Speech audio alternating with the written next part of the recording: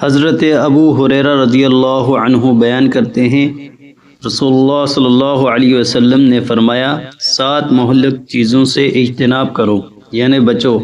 انہوں نے عرض کیا، اللہ کے رسول صلی اللہ علیہ وسلم وہ کیا ہیں؟ آپ صلی اللہ علیہ وسلم نے فرمایا، اللہ کے ساتھ شرک کرنا، جادو کرنا، جس کے قتل کرنے کو اللہ نے حرام قرار دیا ہے اسے ناحق قتل کرنا، سود کھانا، یتیم کا مال کھانا، معرکہ کے دن میدان جہاد سے پیٹ پھیر کر فرار ہونا، اور پاک دامن عورتوں پر تہمت لگانا۔ متفق علیہ، رواہ البخاری۔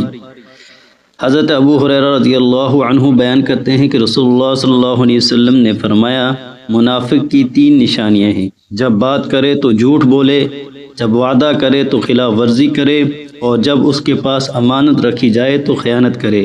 متفق علیہ، رواہ البخاری۔